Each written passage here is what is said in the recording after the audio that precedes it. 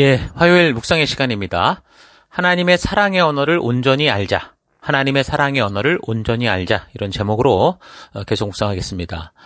어제 우리는 이 본문을 통해서, 골로새 본문을 통해서 사도 바울이 골로새 교회의 소식을 듣고 감사를 전하며 또 저들을 위해 더욱 간절하게 쉬지 않고 기도하게 되는 것이 이 골로새 성도들이 날마다 잘 먹고 복 받아서 배불리 사는 사람이 되는 게 아니라 심지어 순교와 굶주림 속에서도 다른 게 아니라 더 하나님을 알아가는 것과 그 성도들에게 다가온 이 땅에서의 고난하고 어려움이 있을 수 있는 믿음의 길에서 끝까지 참고 견디되 그것을 기쁨으로 감당해 가기를 원하는 그런 기도를, 그 중보를 하는 것을 살피면서 우리가 정말 성도로서 참된 믿음의 삶이 어떤 것인가를 생각해 봤습니다. 그러니까 사도 바울은 우리의 삶의 그 어떤 문제보다 먼저 저들의 삶이 어떤 환경에 처해 있든지 무엇보다 먼저 하나님을 아는 지식으로 충만해지기를 기도했습니다. 그러니까 왜냐하면 하나님 안에 분명한 영생의 길이 있기 때문이죠. 모든 답이 거기에 있기 때문입니다. 그래서 하나님의 진심을 알게 될 때 우리에게 다가오는 어떤 삶의 조건에서도 우리는 생명의 길을, 바른 이 길을 선택하며 나아갈 수 있는 겁니다. 좁은 문인 걸 보고 가는 게 아니라 우리가 말씀의 가치로 무장되어 질 때, 하나님의 의도를 알게 될 때 그 하나님이 인도하시는 길을 찾게 되죠. 근데 그 길이 좁은 길일 수도 있고 넓은 길일 수도 있고 험한 길일 수도 있고 편한 길일 수도 있습니다. 그러니까 중요한 것은 하나님의 뜻, 하나님이 인도하는 길로 가느냐라는 건데 하나님의 진심을 알 때 우리는 그 길을 찾을 수 있다라는 거죠. 사실 그래서 모든 목회자들도 간절히 바라고 기도하는 겁니다. 성도들 위해서 늘 기도하고 강단에서 늘 말씀을 가르치는 이유가 바로 그런 거죠. 그냥 당장 기도를 통해서 지금 다가온 그 어떤 상황과 환경을 피해가고 모면하게 하는 그런 게 아니라 그건 바른 신앙이 아닙니다. 쉬운 신앙이고 결국 쉬운 신앙은 또 쉽게 이 그릇된 길로 빠질 수 있거든요. 근데 바른 신앙은 어떤 상황과 환경이 다가와도 하나님의 말씀의 가치를 따라 바르게 적용하며 살아가는 게 그게 바른 신앙입니다. 그러니까 상황과 환경을 변화시켜달라는 게 아니라 어떤 상황과 환경이 다가와도 그 상황과 환경 속에서도 말씀의 가치가 보이고 인도하는 길을 가게 하는 것. 그게 바른 신앙의 삶이라는 거죠. 그러니까 무엇보다 하나님은 광대하셔서 우리가 그 광대하신 하나님의 진실한 뜻을 한순간에 다 알 수가 없잖아요. 그래서 이 성도들이 날마다 점점 더 하나님이 누구신지를 바르게 또 온전하게 알아갈 수 있는 그 매일매일의 삶을 포기하지 않는 게 중요한 겁니다. 그래서 매일의 삶에서 성실하고 적극적으로 하나님의 뜻을 알고 그 한 걸음을 갈 수 있도록 그렇게 기도하는 거죠. 여러분, 우리는 잠시 살다가 길어야 100년 정도? 보통 7, 80년 정도 살다가 이 세상을 떠나는 존재들입니다.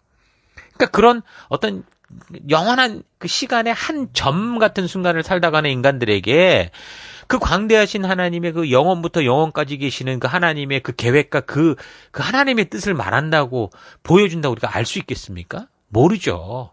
그래서 우리는 부지런히 날마다 하나님의 말씀 가운데 들어가 하나님의 진실한 의도를 알고 또 그 하나님의 의도를 깨닫게 될 때 우리가 이 광대한 세상의 처음과 끝을 다 보지는 못해도 이 성경과 역사를 통해 하나님이 우리에게 알게 하시는 이 계시의 말씀을 우리가 알게 되고 그래서 이 하나님의 뜻을 또 우리 다음 세대들에게 부지런히 전하는 우리가 할 수 있을 만큼 전하고 할 수 있을 만큼 외치고 할 수 있을 만큼 가르치는 그런 삶을 살아가야 되는 겁니다. 한 걸음 한 걸음. 자, 그래서 우리는 그렇게도 짧은 시간을 살아가면서도 참 하루하루 보면은 어떻게 삽니까? 늘 급한 거 처리하느라고 정신없이 살아가는 걸 봅니다. 심지어 고개를 들어 하늘을 바라볼 시간조차 없이 하루하루 분주하고 급하게 지금 발등에 떨어진 이 삶 속에 떨어진 불들을 끄려고 허둥지둥 살아가는 거죠.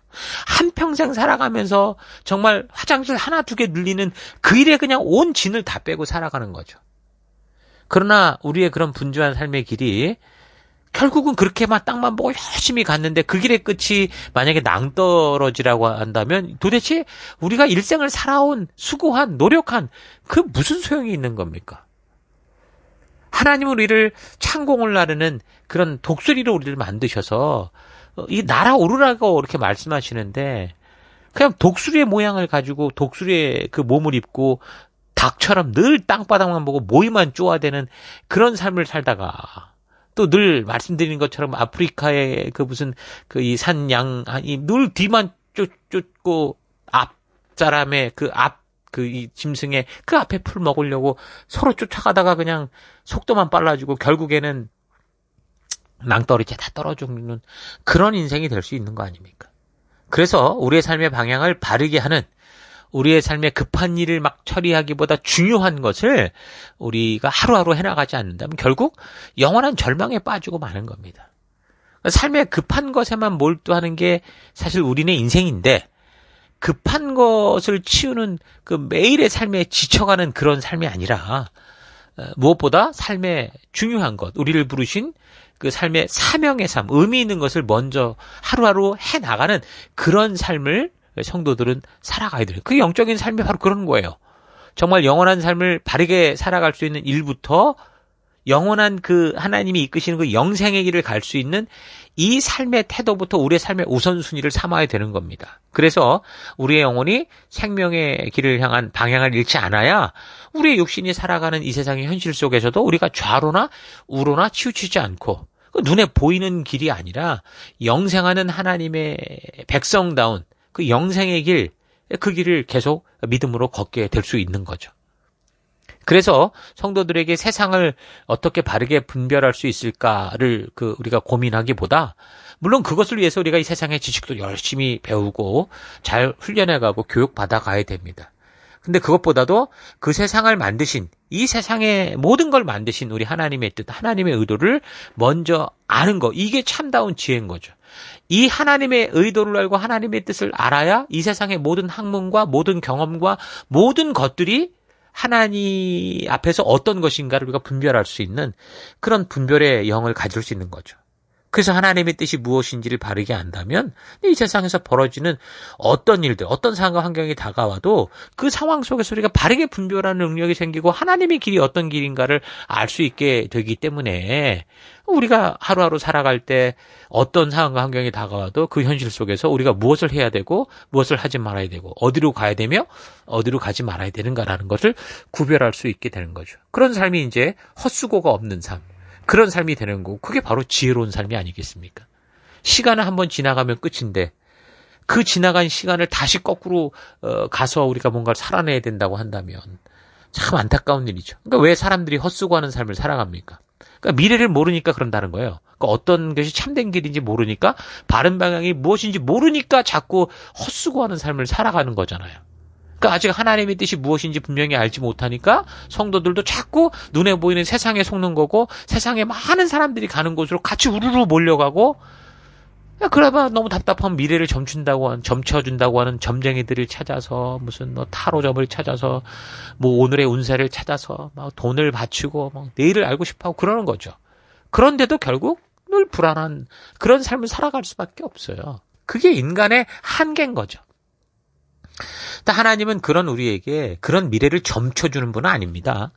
미래를 점쳐주시지 않지만 미래를 모르는 우리들이 어떤 현실의 삶에 처하게 돼도 그 다가온 현실 속에서 우리가 어디로 나아가야 될지를 알 수 있게 하는 그 눈을 주시죠. 하나님의 뜻, 삶의 진정한 가치, 목적, 하나님 나라의 백성들의 삶의 그 법도를 알려주시는 겁니다. 그게 더 중요한 거예요. 미래를 아는 어떤 능력이 아니라 하나님의 이 뜻을 아는 것이 미래를 아는 지름길이라는 거죠. 그래서 바울은 다른 어떤 삶의 편리와 배부름을 위한 그런 중보기도보다 예수로 말미암아 하나님의 새 언약된 백성들이 하나님의 의도, 하나님의 뜻을 더 알아가기를 그렇게 해서 먼저 기도하고 중보하며 간절히 바라는 겁니다. 그러니까 바울이 이제 이런 바람은요, 단지 골로새 교회에게만 향한 게 아니라 에베소서를 통해서도 우리가 보았고 또 그의 사역 전단을 거쳐서 우리가 봤던 것처럼 그는 항상 일관적으로 그렇게 모든 성도들이 이런 하나님의 뜻, 하나님의 진심, 하나님을 보다 바르게 알기를 늘 소망했고 그래서 그는 가는 곳마다 이런 하나님의 진심을 알리고 전하는 그런 사역을 감당해 온 겁니다. 그렇게 자신들이 정말 성도들을 향해 쉬지 않고 간절히 소망하는 하나님을 알아가는 존재가 되기를 그렇게 원하면서 계속되는 이제 바울의 편지의 내용은 뭡니까? 그리스도에 대한 얘기라고 그랬잖아요. 1장의 내용들이 그리스도의 창조, 그의 구속, 또 교회의 머리가 되시는 거, 그래서 마땅히 성도는 그런 그리스도 안에 거해야 된다, 이런 얘기를 하고, 또 그래서 그런 그리스도 안에 우리가 뿌리박고 말씀에 깊이 있게 뿌리를 내리고 세움을 입어서 그 말씀이 주시는 가치를 따라 하나님의 백성답게 살아갈 것을 권하는 겁니다. 하나님이 누구신가? 그리스도가 누구신가? 성도가 어떤 존재인가를 계속 알게 하는 거죠. 그런 건데 하나님을 바르게 알고 예수 그리스도를 바르게 알아야 왜요? 바른 믿음의 삶을 살 수 있기 때문에 그가 전하는 것은 결국 그 모든 말씀과 모든 이 복음의 핵심은 바로 그런 것이었습니다. 그리고 더불어서 당시 그 거짓 교사들이 유포하던 거짓 이야기들, 뭐 이성주의, 또 거짓 철학, 형식주의, 신비주의, 뭐 천사숭배, 금욕주의 이런 것들을 그래서 멀리하고 그리스도와 연합하여 세례를 받음으로 그리스도와 함께 죽었다가 그리스도를 죽은 자 가운데서 다시 살리신 하나님의 말씀을 믿는 믿음으로 그리스도와 함께 새 생명으로 다시 살아난 자답게 살아라, 그렇게 얘기를 하는 겁니다. 그러니까 세상의 눈으로 하나님을 판단하지 말고 하나님의 약속, 하나님의 언약, 하나님의 계시의 말씀을 가지고 그 가치를 따라 이 세상을 분별해라. 그러니까 그런 눈을 가지고 보니까 그가 그 시대의 이성주의가 얼마나 나쁜지, 거짓 철학이 무엇인지, 형식주의가 뭔지, 신비주의가 뭔지, 금욕주의가 뭔지, 천사숭배가 뭔지 잘못된 것을 분별해내고 그것을 경고하는 그런 삶을 살잖아요. 이렇게 그리스도가 누구시고 그로 인해 성도된 나는 어떤 존재인지를 알아야 온 시대를 살아가는 하나님의 자녀들이 각 삶의 현장에서 어떤 정체성을 가지고 어떻게 살아야 할지를 바르게 알게 되는 겁니다. 오직 그리스도 예수님만이 우리의 길과 진리와 생명이 되신 분이십니다. 성도는 그래서 이 성경만으로 충분하다. 이 믿음. 그러니까 예수님만이 우리의 길과 진리와 생명이다라는 거, 그리고 성도는 성령만으로 충분하다라는 이 믿음이 만약에 우리가 흔들리면 우리가 교회당 속에서 해나가는 그런 신앙은 아무리 열심히 한다고 해도 아무런 의미가 없죠. 성도로서의 존재 이유도 없는 겁니다. 자주 말씀드리지만 이사야서 1장을 통해 하나님이 그 백성들을 책망하듯 예루살렘에 모여서 그렇게 정성스럽게 제물을 바치고 그 제사를 드리는 그런 자들을 참 책망하듯 그런 삶을 살게 되는 거죠. 그 죄로 죽어가는 우리를 위해서 그래서 하나님께서 이제 그리스도를 보내셔서 그 맨날 성전에서 짐승을 죽여가며 그 피를 바쳐가며 하나님과 관계를 회복하기 위한 이 모든 것들을 해결해 주셨잖아요.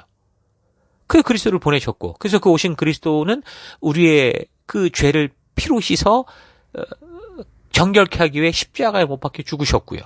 그 장세된 지 사흘 만에 부활하셔서, 그리고 성령 하나님을 보혜사로 보내주셔서 새 언약의 주인공인 성도들로 하여금 이제 하나님 나라의 백성을 삼아서 하나님의 법도와 규례와 명령과 계명의 가치를 따라 살아가는 그 하나님 나라의 그 안에 우리를 부르신 겁니다. 하나님 나라 법치 속에서 살게 하셨다라는 거죠. 이게 복음이라는 거예요. 그래서 이 복음의 소식을 믿지 못하면 우리가 교회를 열심히 다니고 평생 다니며 뭔가를 한다 해도 아무런 의미가 없다라는 거죠.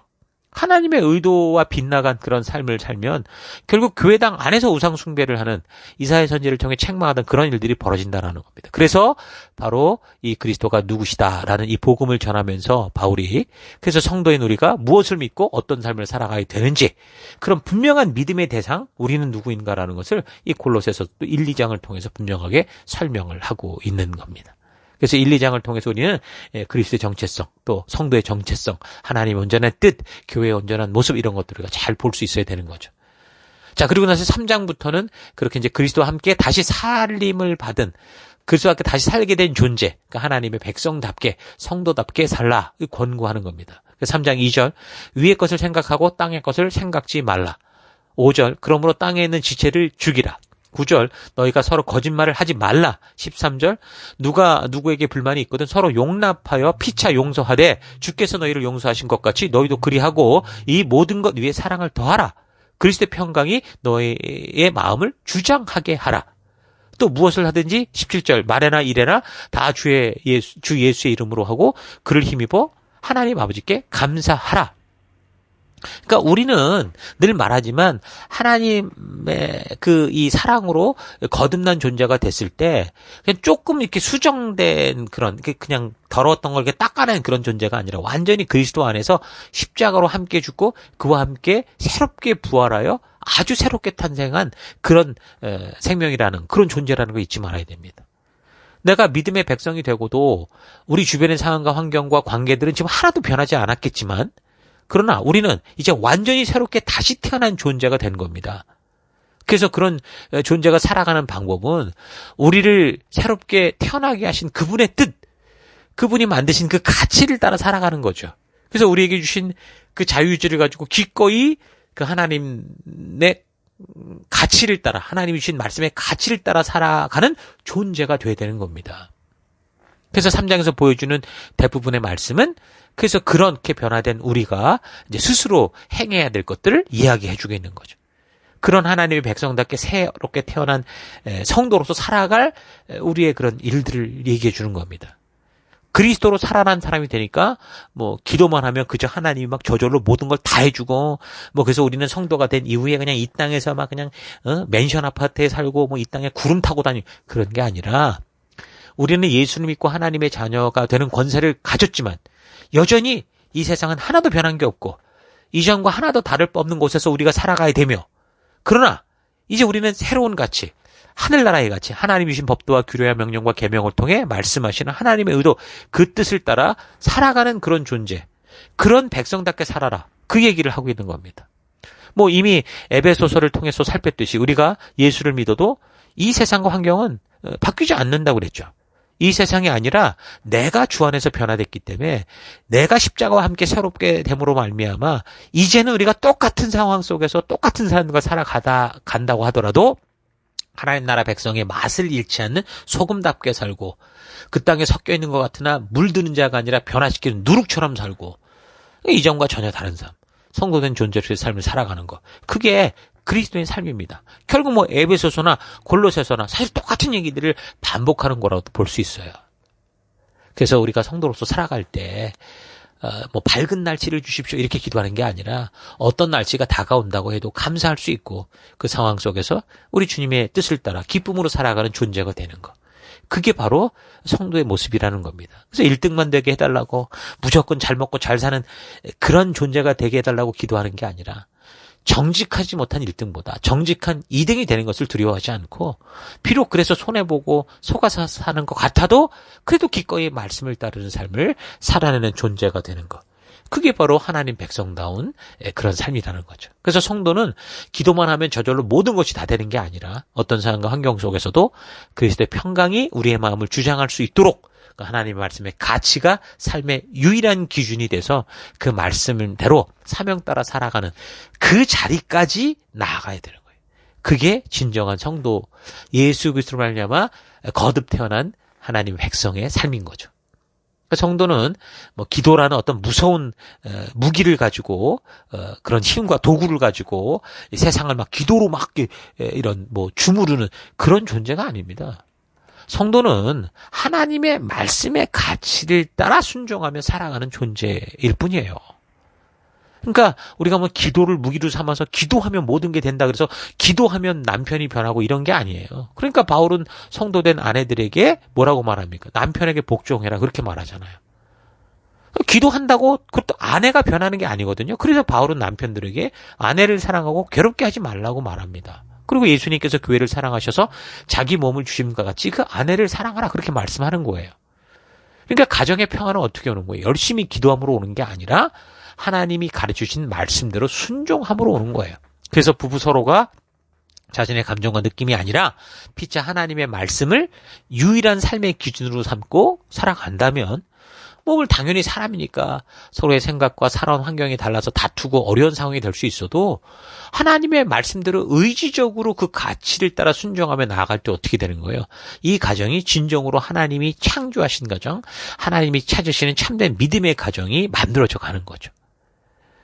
자, 이런 사실을 우리가 잘 기억해야 됩니다. 그래서 바울이 그래서 3장을 통해 보여주는 그리스도에게 속하여 새롭게 태어난 성도들이 살아갈 이 가치들, 이것들 우리가 좀 더 우리 삶 속에서 바르고 온전하게 분별해서 그 뜻을 따라 새 하늘나라 백성답게 새롭게 태어난 백성답게 거듭난 백성답게 살아가는 우리가 될 수 있기를 바랍니다. 자, 오늘 하루 나는 하루하루 얼마나 나를 구원하여 주신 하나님이 누구신지 또 하나님의 뜻이 무엇인지를 알고자 하며 살았는지 좀 되돌아보십시다. 하나님을 사랑하고 예수님을 사랑하노라 말하면서도 만약 그분의 뜻을 모른다면 어떻게 우리가 하나님을 사랑하고 예수님을 사랑하는 그런 삶을 살아갈 수 있겠습니까? 그러니까 인간들에게 각자의 사랑의 언어라는 것이 있거든요. 어떤 사람은 인정하는 말을 들을 때 자기를 사랑한다고 막 느끼는 거예요. 어떤 사람들은 함께하는 시간, 대화하고 이런 시간들을 가져줄 때 사랑을 느끼고 어떤 사람은 선물을 받을 때 또는 자기를 위해 봉사해 줄 때 또는 육체적인 접촉을 해줄 때 사랑을 느낀다는 거예요.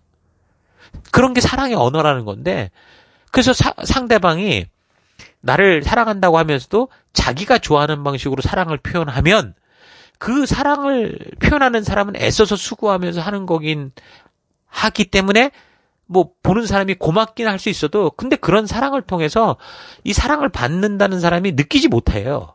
나중에는 오히려 지칠 수도 있거든요. 그러니까 남편이 예를 들어서 애써서 뭐 청소와 설거지를 도와주고 막 봉사를 했는데도 나중에 아내가 누가 그런 거 해달라고 했냐면서 오히려 역정을 내는 그런 결과를 맞이할 수도 있다는 거죠. 왜 그렇습니까? 그 사람이 가진 사랑의 언어로 그 사람에게 표현을 해야 그 사람이 비로소 사랑을 느끼게 되는 거예요. 함께 있기를 원하는 아내에게는 무슨 설거지를 해주는 것보다 함께 있으면서 대화하고 나누는 이런 시간들을 가져줘야 비록 청소를 안 해주고 설거지를 안 해줘도 그런 진정한 사랑을 느껴서 아내가 오히려 더 성실하게 가정을 섬기고 자녀를 사랑하고 집안일들을 감당해가는 그런 존재가 될 수 있다라는 거죠. 하나님이 창조하신 사람의 삶이 이러하듯이 우리를 창조하시고 당신을 닮도록 인간을 만드신 하나님도 결국 그런 거죠. 그러니까 우리가 우리의 방식으로 하나님께 사랑을 표현하며 또 우리끼리 그렇게 신앙의 만족을 느낀다고 할 때 결국 성경은 그것을 심하게 말하면 우상숭배라고 말하는 거예요. 이사야 1장 딱 그 얘기예요.